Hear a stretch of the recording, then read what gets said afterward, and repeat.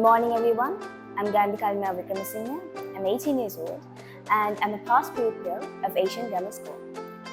So, I did my O-levels in 2022 and I got 9 A's.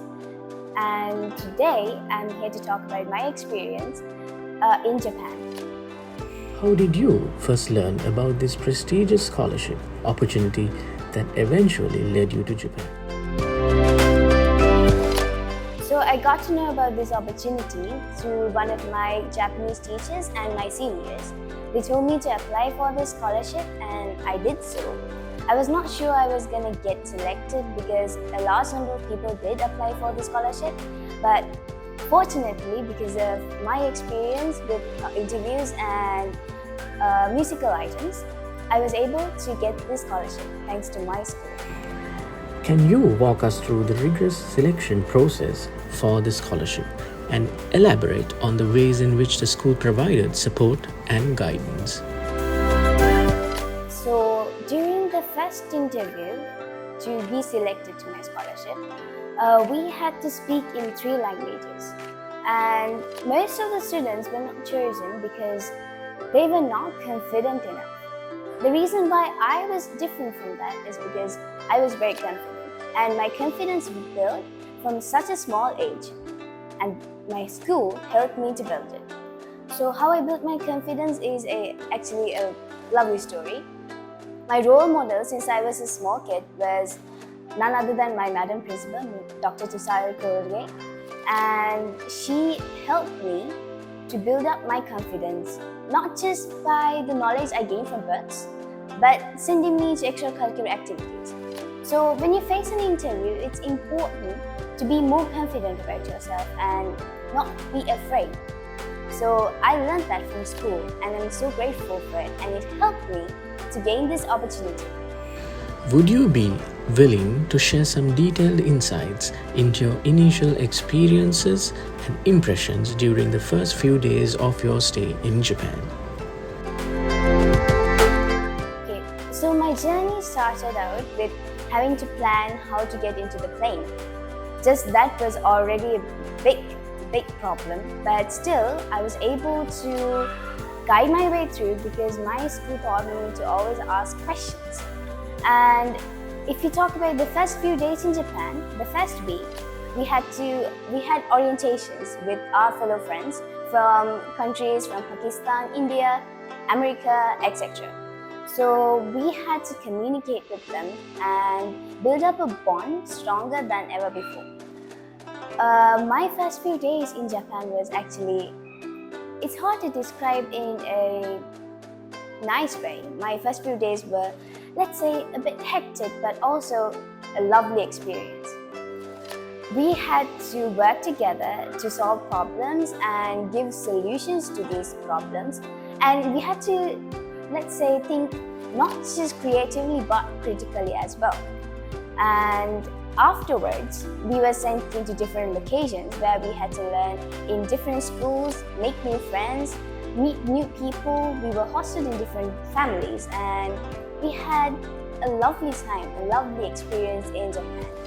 Just to note that not everyone got the same experience because some were lucky enough to go to Kyoto and some were lucky enough to go to Disneyland even. Reflecting on your overall journey in Japan, could you elaborate on your observations about Japanese culture and how it impacted your stay?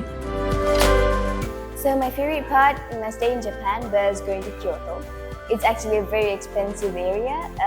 It was hard to afford stuff, but still the sceneries were too breathtaking. And about the culture of Japan, now normally one of my LP, a person that takes care of me and my advisor, she told me that people coming from Asian countries like Sri Lanka, India, Pakistan, it's a bit hard for them to kind of adapt to this culture because we are more forward and we like to be with our families, friends. But in Japan, it's a bit of a more isolated culture where people kind of be very independent and mostly think about themselves before the others. But still, I was able to adapt for this culture because I was taught from a small age that being independent is very valuable. And so, going back to the Japanese culture, in Japan, sharing is not the basic. In Sri Lanka, sharing is a basic, but in Japan, it's not. And I think that culture is unique. And when it comes to public transport and everything else, it's a very safe country. I can remember myself walking down the street even at 8 p.m. with no fear. And I would just go out, get myself something to eat as a small treat. And you don't actually need friends to even be there. You can just go have fun yourself. I watched a couple of movies on my own. I had to take the bus. It was a long route, but it was fun. Delve into your academic journey at Asian Grammar School and highlight any standout experiences or lessons learned during your time there. So I was a student in the Girls International Montessori. I started school since playgroup, and then I came to AGS, Asian Grammar School, and I continued schooling till grade 11. I did my O-levels and I also did get 9 A's. So let me tell you about my school life, starting from grade 1. So as I mentioned, my role model since I was a kid was my madam, Dr. Thushari Koralage. And the reason why I chose her as a role model is ever since I was small, I felt the need to be an independent woman.